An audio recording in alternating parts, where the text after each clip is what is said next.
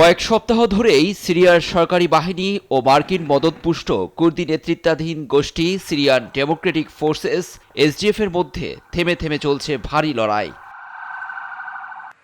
উত্তর পূর্বাঞ্চল কুর্দি যোদ্ধাদের নিয়ন্ত্রণ থাকা আল হাসাকা, দের আজ-জোর এবং রাক্কা প্রদেশে ঝড়ো গতিতে নিয়ন্ত্রণ নিয়ে সেখানে অবস্থান করছে সিরিয়া সেনাবাহিনী। এতে অনেকটাই কোণঠাসা হয়ে পড়েছে এসডিএফ। লড়াইয়ের কারণে বাড়ছে বাস্তুচ্যুত।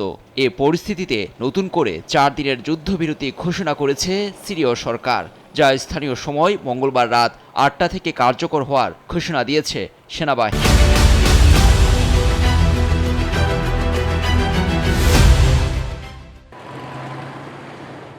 বিবৃতিতে সেনাবাহিনী জানিয়েছে, সিরিয়া রাষ্ট্রে কুর্দিদের একীভূত করার প্রচেষ্টার অংশ হিসেবে রাজধানী দামেস্কে প্রতিরক্ষামন্ত্রীর সহকারীর ভূমিকার জন্য একজন প্রার্থীর নাম দিতে অনুরোধ করা হয়েছে এসডিএফকে।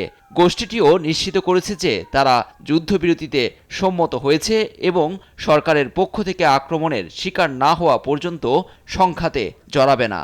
18 জানুয়ারিতে হওয়া দুপক্ষের মধ্যকার চুক্তিও বাস্তবায়নের প্রতিশ্রুতিবদ্ধ এসডিএফ।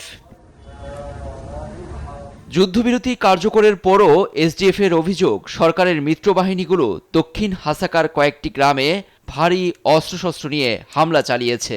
তবে উত্তর পূর্ব সিরিয়ার আল হোল ক্যাম্প নিয়ন্ত্রণ নিতে শুরু করেছে সেনাবাহিনী, যেখানে জঙ্গি গোষ্ঠী আইএস এর যোদ্ধাদের বহু পরিবার এবং অন্যান্য শরণার্থীরা আশ্রয়ে আছে। এদিকে হোয়াইট হাউসে সংবাদ সম্মেলনে সিরিয়া সংকট নিয়ে গণমাধ্যমের মুখোমুখি হন মার্কিন প্রেসিডেন্ট ডোনাল্ড ট্রাম্প। তিনি জানান, কুর্দিদের রক্ষায় যুক্তরাষ্ট্র কাজ করে যাচ্ছে। আমি কুর্দিদের পছন্দ করি। কুর্দিদের প্রচুর অর্থ, তেল এবং অন্যান্য জিনিস দেয়া হতো। তারা আমাদের জন্য যতটা না করেছিল তার চেয়ে নিজেদের জন্যই বেশি করে। কিন্তু আমরা কুর্দিদের সঙ্গে মিশে গেছি এবং আমরা কুর্দিদের রক্ষার চেষ্টা করে যাচ্ছি।